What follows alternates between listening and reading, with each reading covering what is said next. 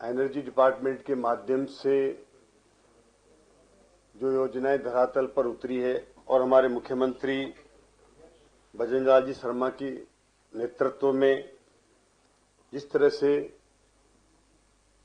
विकसित भारत के मॉडल को सफल बनाने के लिए आवश्यक है कि हम विकसित राजस्थान का मॉडल तैयार करके और उस पर आगे चलें और उस पर हम आगे निरंतर बढ़ रहे हैं।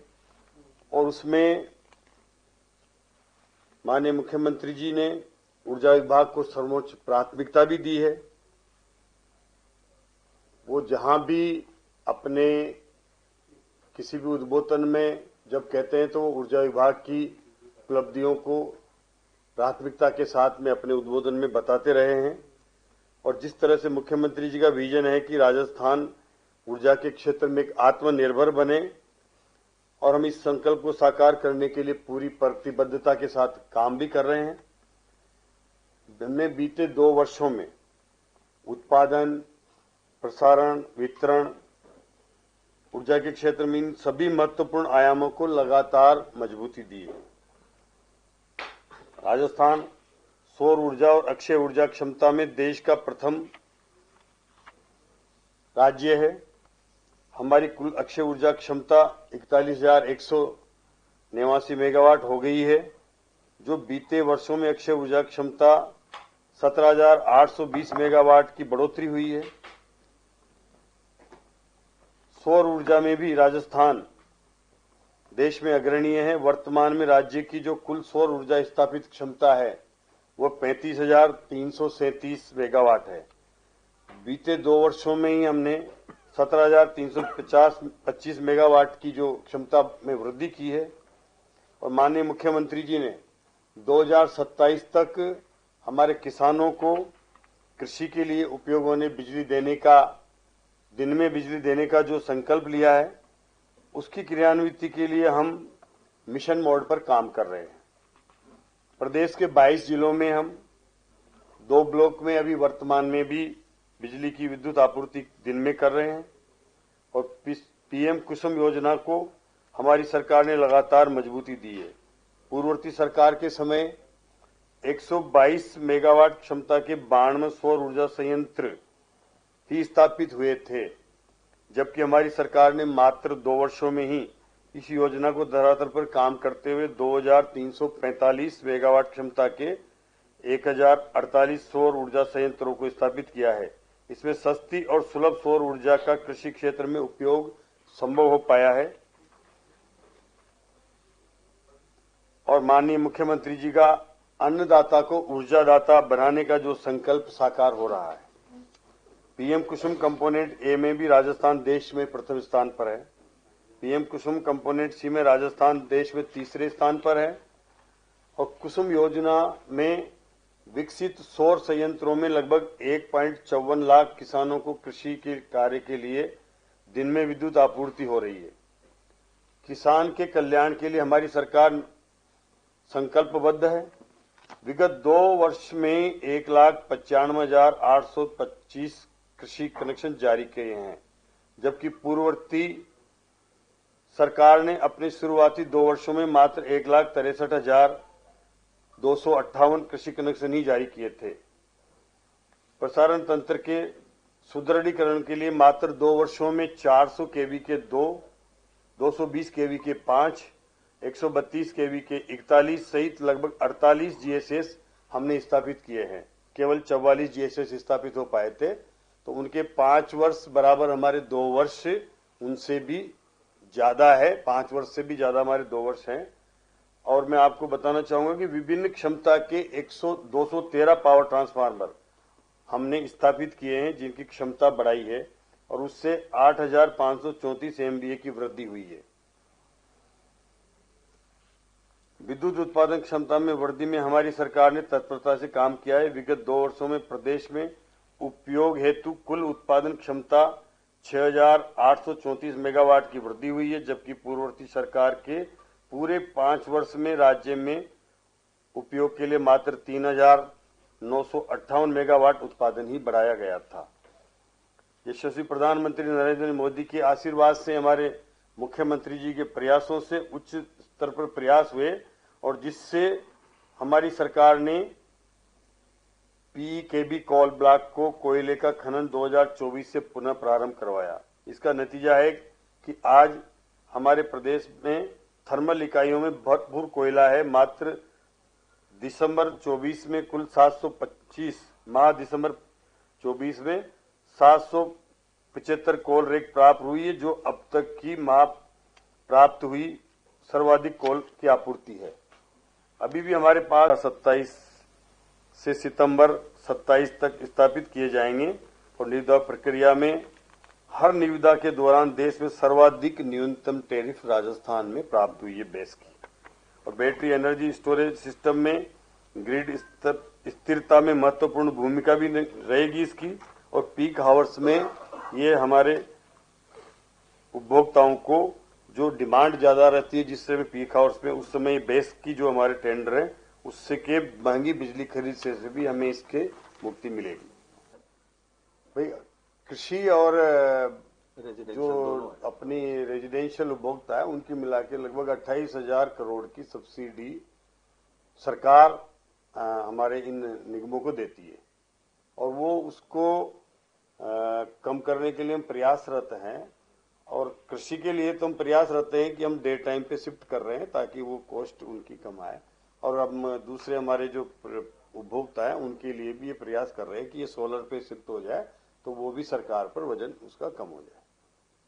और उससे अधिक क्षमता के जो ट्रांसमिशन लाइनें हैं उनकी जमीन के लिए भी अधिकतम मुआवजा देने का भी नीति की संशोधित कर उन टावर के चारों तरफ जो 1 मीटर अतिरिक्त क्षेत्रफल की गणना करके और डीएलसी दर से 400% प्रसारण लाइन के नीचे की आने वाले जो लाइन है उसके नीचे 30% डीएलसी की 30% पर ग्रामीण क्षेत्र में 45% जैसे नगर पालिका क्षेत्र में और शहरी नगर निकाय क्षेत्रों में 60% की दर से ये नगरीय क्षेत्रों में मुआवजा देने के लिए जो हमने 5/8/2025 को आदेश जारी किया है, उससे जो प्रसारण तंत्र की लाइनें आए दिन जो समस्या होती थी कि उनके नीचे से लाइनें निकालने में हमारे किसानों की जो समस्या आती थी उसका भी समाधान इससे हुआ है।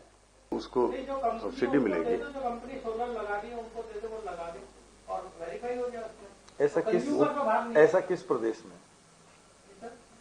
प्रदेश में? हाँ ठीक है। नंबर 1।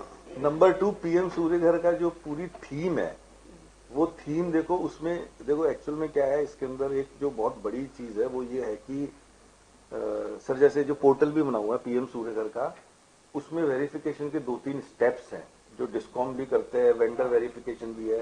तो आपने अगर 1.1 किलोवाट का लगा लिया जो 4 यूनिट अपन कह रहे हैं एक दिन के, 5 यूनिट, 5 यूनिट तो 150 यूनिट होगी 5 × 30।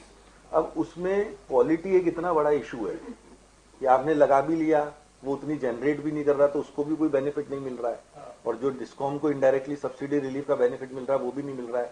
इसलिए क्वालिटी इंस्टॉलेशन बहुत ज्यादा जरूरी है। तो वो तो पहले वेरिफिकेशन उस क्वालिटी का होके सही चीज सही तरीके से लगी है तब पैसा देना। पीएम सूर्य घर की यही मंशा है। वो तो पूरे देश की इतनी बड़ी योजना है, कुछ सोच समझ के किया हुआ है। तो इसलिए अगर आप पहले ही सर उनको दे दोगे तो फिर जो पोस्ट वेरिफिकेशन और वो इतनी कॉम्प्लिकेशंस क्रिएट हो जाएंगी। बट और जो बेसिकली लो इनकम के लोग हैं आपको उनको फैसिलिटेट करना है। तो 1.1 किलोवाट पे 1 किलोवाट मान लो उसको, जो सर ने बताया 33,000 और 17 मिला के 50 हो गए। और जो स्मार्ट मीटर है वो फ्री ऑफ कॉस्ट हो गया, वो मतलब डिस्कॉम ही लगा रहा है तो उस पे उसका कंजम्पशन उतना पूरा हो जाता है। अब कुछ स्टेट्स में तो देखो जैसे ये 17,000 वाला भी पहले अपने था नहीं, ये किया है ना राज्य सरकार ने। पहले तो ये भी नहीं था 1 किलोवाट।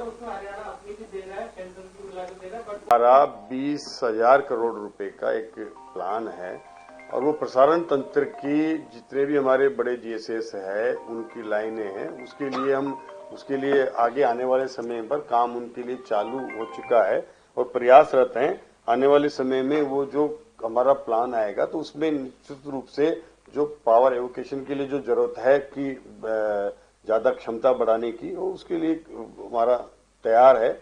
उसके लिए हम जल्दी ही टेंडर निकाल रहे हैं, नए जीएसएस आ रहे हैं उनकी क्षमता बढ़ाने के लिए और लाइनों का भी निर्माण होगा तो वो निश्चित रूप से पूरा होगा। क्षमता 6,833 मेगावाट एवं वित्तीय वर्ष 25-26 में 6,448 मेगावाट प्राप्त की गई है। हमारी सरकार ने दूध उत्पादन बढ़ाने का जो फोकस किया है, उसमें केंद्रीय उपक्रमों के साथ संयुक्त उद्यम के अंतर्गत 42,438 मेगावाट क्षमता, 4,095 मेगावाट क्षमता की परंपरागत और 38,343 मेगावाट क्षमता की अक्षय ऊर्जा परियोजना को विकसित करने हेतु हमने 1.93 लाख करोड़ के एमओयू भी हस्ताक्षर किए हैं, जो 1.20 लाख करोड़ रुपए की निवेश की ज्वाइंट वेंचर कंपनी भी गठित की जा चुकी है। अक्षय ऊर्जा निगम एवं उत्पादन निगम को सरकार ने 22,987 मेगावाट के सोलर पार्कों हेतु 44,247 हेक्टेयर भूमि भी आवंटित कर दी गई है। राजस्थान में देश का सबसे बड़ा सोलर पार्क, एनर्जी पार्क जो है वो गूगल में विकसित किया जा रहा है और बैटरी एनर्जी स्टोरेज सिस्टम में भारत सरकार द्वारा जो स्टेट कंपोनेंट के तहत हमें वीजीएफ की सहायता दी थी, वो 27 लाख रुपए प्रति मेगावाट पीएमडीएफ योजना और 18 लाख रुपए प्रति मेगावाट के अंतर्गत बेस में भी अभी स्टेट कंपोनेंट केपीएसयू कंपोनेंट में मिलाकर 6,000 मेगावाट क्षमता के कार्यादेश हमने एलओआई जारी कर दिए हैं। जो भी वैसे तो मतलब आप 1,40,4 लाख उपभोक्ता हैं, हमें 2.5 करोड़ के लगभग आवेदन आए हैं, 2.5 लाख के करीब, तो 2.5 लाख आवेदन आए, उसमें से जो जो लगाते जाएंगे। अभी जो बाकी हमारा जोधपुर या अजमेर डिस्कॉम में ये प्रक्रिया चल रही है, उनकी लगभग अगले वीक तक उनकी जो बैंकिंग वगैरह की जो फॉर्मेलिटीज है वो पूरी होगी, तो वहां से भी उनको जारी होना, सब्सिडी शुरू हो जाएगा। सब स्टेशन स्थापित किए हैं और वितरण तंत्र को मजबूत किया है। एटीएनसी लॉसेज में 15.27% के नीचे के स्तर पर हम लेकर के आए हैं। किसानों को बिजली बिलों में माह अक्टूबर 2025 तक हमने 44,558 करोड़ रुपए का अनुदान दिया है। पीएम सूर्यघर मुफ्त बिजली योजना के अंतर्गत 25/11/2025 तक हमने 425.18 मेगावाट क्षमता के 1,05,608 रूफटॉप सोलर स्थापित किए हैं।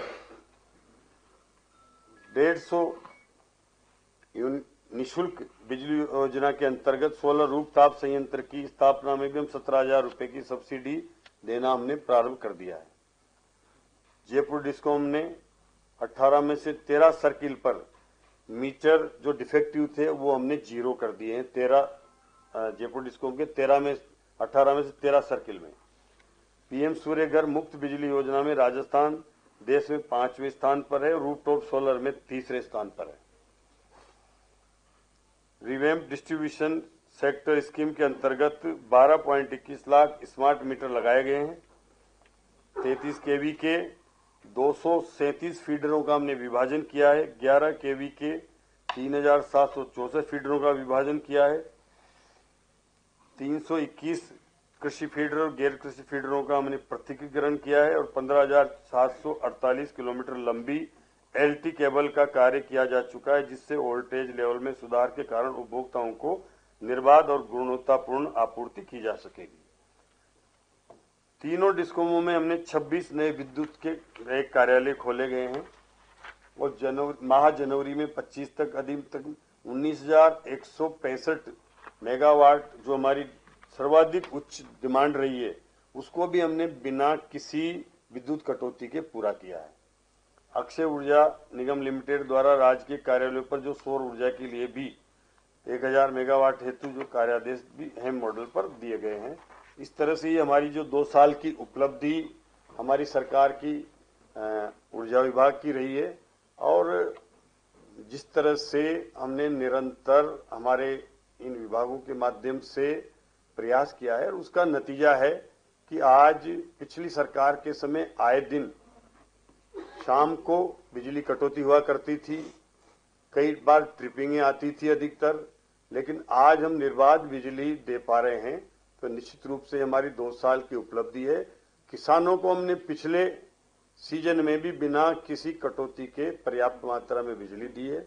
इस बार भी हम यही उपलब्ध करवा रहे हैं कि रबी सीजन में भी किसानों से किसी तरह का कोई कहां से भी कहीं से कोई किसी तरह का आंदोलन नहीं हो रहा है।